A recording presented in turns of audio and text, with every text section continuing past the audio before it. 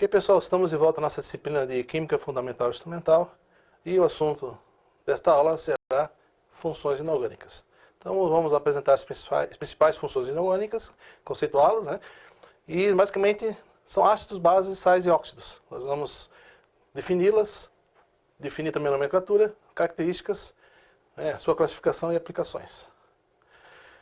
Então, a ideia é de você agrupar compostos inorgânicos em funções é devido às propriedades comuns que esses compostos têm.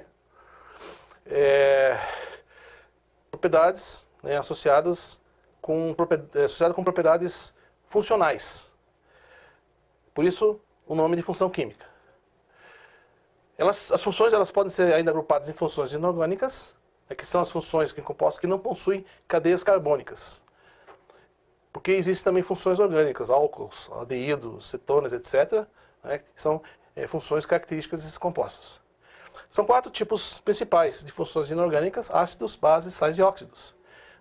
E essa classificação se deve muito à teoria de Arrhenius, que é um químico sueco, ele que propôs esse critério, e está associado ao tipo de íons quando essas substâncias são dissolvidas em água. A primeira função inorgânica são ácidos. Então, os ácidos são aqueles que, quando dissolvidos em água, vão formar um cátion, H+. Na verdade, seria H3O+, o tal de hidrônio, mas representa-se apenas H+. Então, um exemplo, o ácido sulfúrico, que é um ácido bem comum, bem conhecido, vai formar 2 cátions H+, e um ânion SO4, menos 2, a carga, quando dissolvido em água.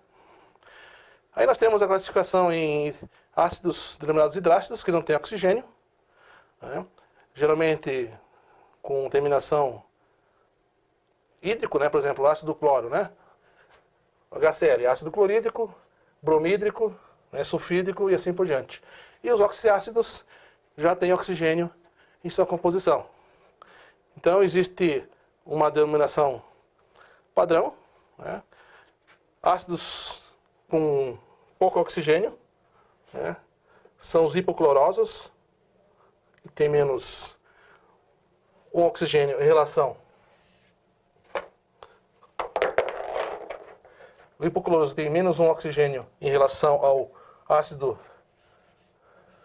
Então eu tenho hipo, nome do elemento, por exemplo, vamos pegar aqui o ácido com cloro, tem o ácido hipocloroso, que tem menos um oxigênio em relação ao ácido cloroso, que tem um oxigênio menos em relação ao ácido clórico, e o ácido perclórico, que é HCl4, tem mais um em relação ao ácido de referência, que é o padrão, que seria o ácido clórico. Isso aqui seria um tipo de nomenclatura. A força dos ácidos é medida pelo grau de ionização. Você mistura o ácido na água, qual porcentagem de moléculas são ionizadas em relação às moléculas dissolvidas. Então, os ácidos fortes são aqueles onde essa proporção é alta. Mais de 50% dos cátions H+, são formados. Os ácidos moderados ficam entre 5% e 50%, e os fracos, alfa menor que 5%. Então, aqui tem os exemplos: o HCl, o ácido clorídrico, bromídrico e iodídrico, eles são ácidos considerados fortes. O ácido fluorídrico é moderado, e, por exemplo, o ácido sulfídrico é considerado um ácido fraco. Então, o ácido clorídrico aqui tem 0,92 a porcentagem. Então, se você bota 100 moléculas de HCl numa quantidade de água, 92% dessas moléculas vão formar íons. E aqui na tabelinha, outros exemplos. Aqui, na verdade, eu teria a força dos oxiácidos. Ele é medido em função da diferença do número de átomos de oxigênio e o número de átomos de hidrogênio ionizáveis. Então, quanto maior essa diferença, mais fortes são esses ácidos. Então, nessa classificação, eu tenho, por exemplo, o ácido sulfúrico, um ácido muito utilizado, é considerado um ácido forte. Aplicações. Por exemplo, o ácido fluorídrico. Ele é utilizado para gravar em cristais e vidros. O ácido clorídrico, que ele pode... seria tipo um gás cloreto de hidrogênio dissolvido em água, Ele é vendido no comércio, quando bem diluído, com o nome de ácido muriático, usado muito na limpeza, limpeza em geral. Mas ele também existe no nosso estômago. Ele ajuda na digestão de alimentos. Ácido fosfórico, usado na indústria de vidro, na tinturaria, nas indústrias de alimentos, produção da Coca-Cola. A Coca-Cola tem ácido, gente, que é esse ácido fosfórico. E na fabricação de fosfatos e superfosfatos, que são utilizados como adubos e fertilizantes em geral, né? O ácido sulfúrico é muito utilizado, talvez o mais importante em termos econômicos, e o mais utilizado na indústria química. Então, ele é utilizado na indústria petroquímica, na indústria de papel, de corantes, e até um tempo atrás, as baterias de carro eram feitas à base de chumbo e o eletrólito era o ácido sulfúrico. Então, muito utilizado antigamente em bateria. O ácido nítrico é um ácido, depois do ácido sulfúrico, um dos mais importantes e também dos mais fabricados e consumidos na indústria. Uma das mais importantes aplicações desse ácido é na fabricação de explosivos, por exemplo, TNT e nitroglicerina. Bases. O que são bases? São substâncias que, quando em solução aquosa, sofrem ionização, como sofrem os ácidos, porém, ele libera um ânion, um único tipo de ânion chamado OH, que é hidroxila ou oxidrila.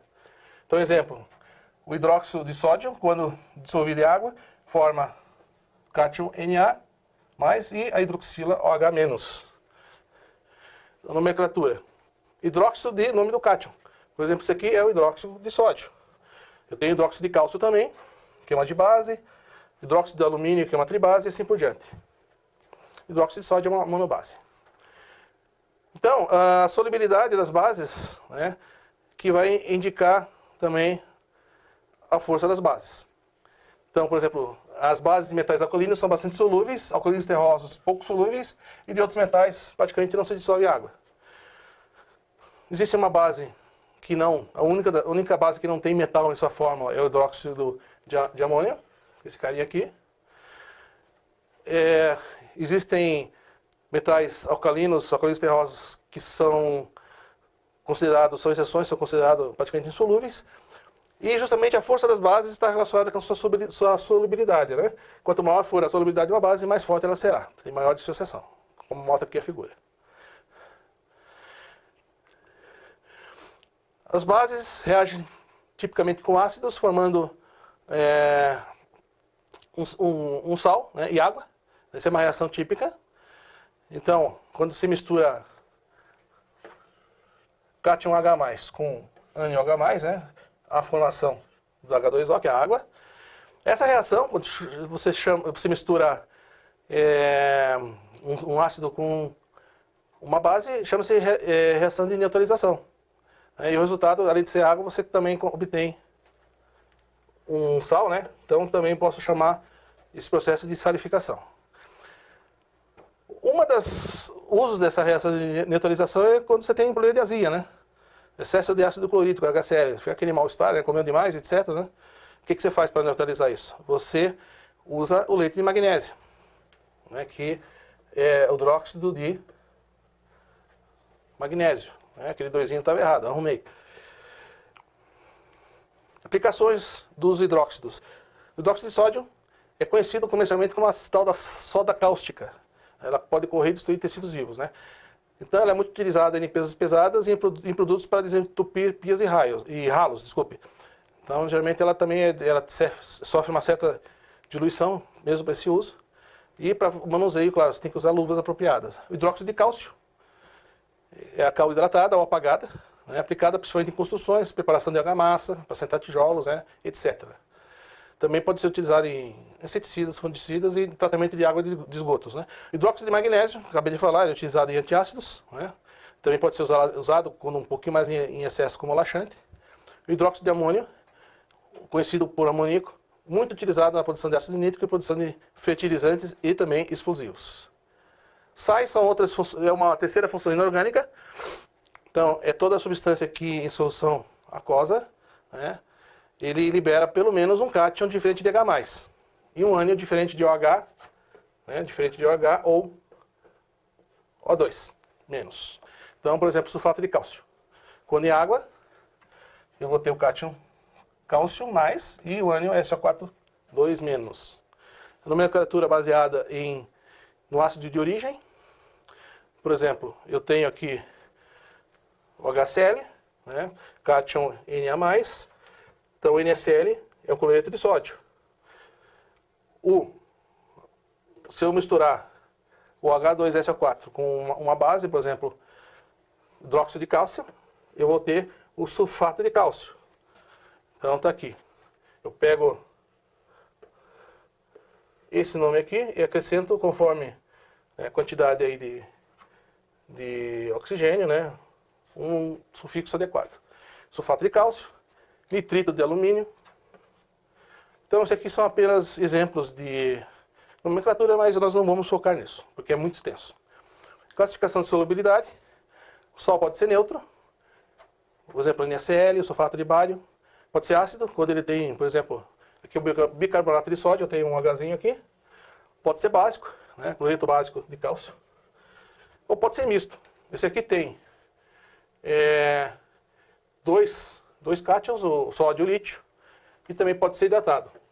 Quando você tem um sal hidratado, né, é um sal que está sofrendo o processo de hidratação. Então, quanto à solubilidade em água, eu tenho, por exemplo, os nitratos, acetatos, cloretos, brometos, iodetos, né, todos esses caras aqui são bem solúveis e tem as suas exceções, conforme o cátion.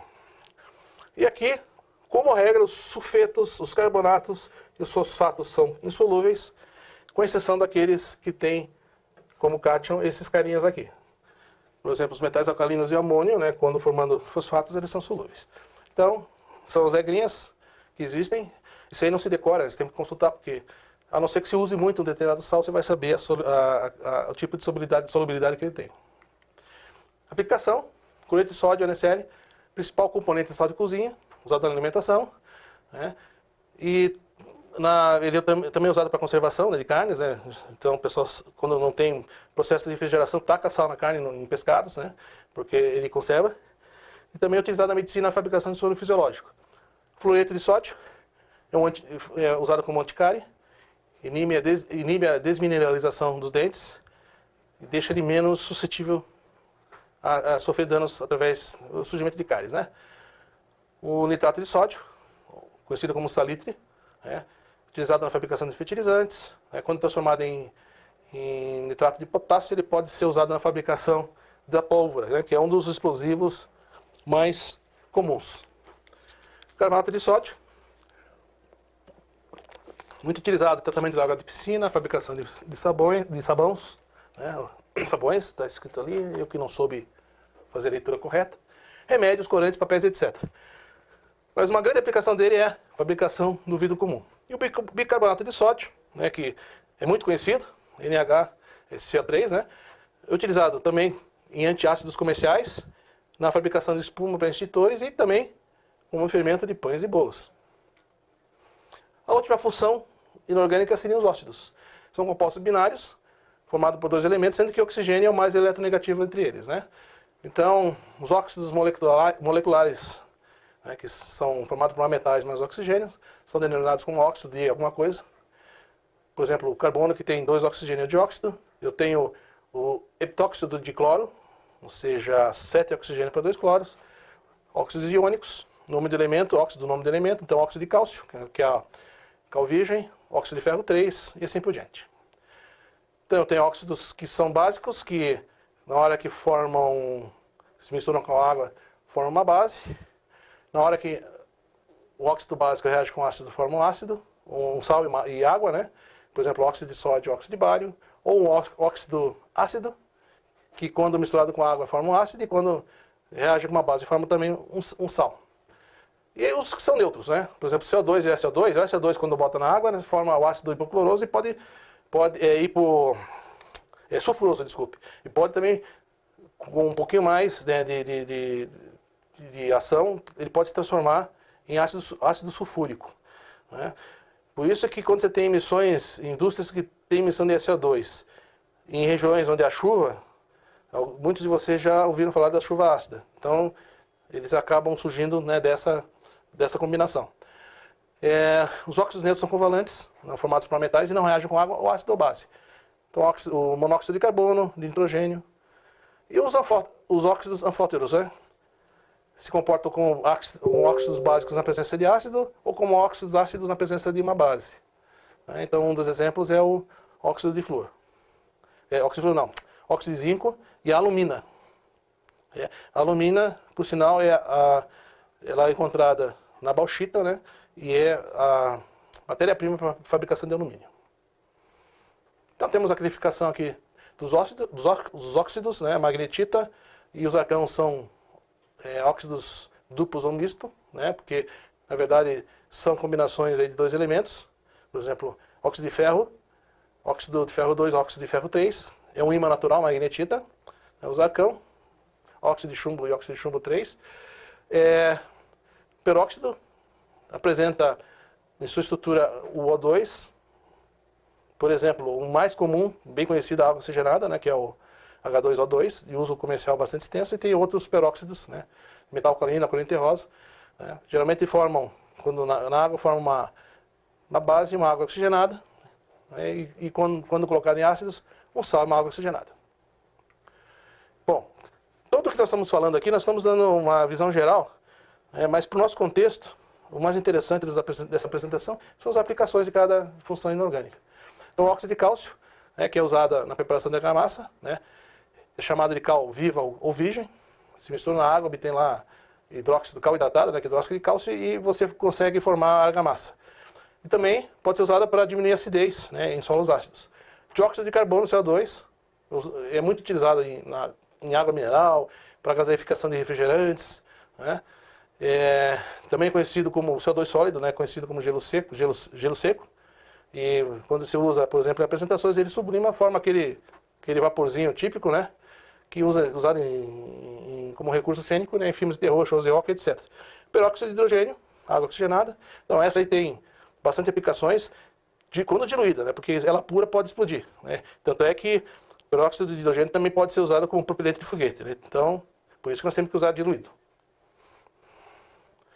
E um último assunto aqui é o tal do pH, que é muito conhecido, né, que é uma indicação da acidez de um meio. Não vamos entrar em grandes detalhes, mas o pH, na verdade, é uma escala logarítmica, né, que é potencial hidrogênio iônico. Existe também o potencial hidroxilo iônico, que é o pOH, mas o mais usado é pH. Resumindo, o pH pode variar de 0 a 14. 0 seria uma solução extremamente ácida e 14 extremamente básica. E uma solução neutra, sem acidez e sem basicidade, a solução neutra tem um pH em torno de 7. E aqui as referências que podem ser utilizadas para ir mais a fundo sobre esse assunto. Agora, o próximo passo, como sempre, olhar as rotas, né, verificar as simulações sugeridas, os vídeos também sugeridos, os textos indicados para leitura e, claro, não deixar de fazer os exercícios. Então, essa aula de hoje fica por agora e nos encontramos numa próxima.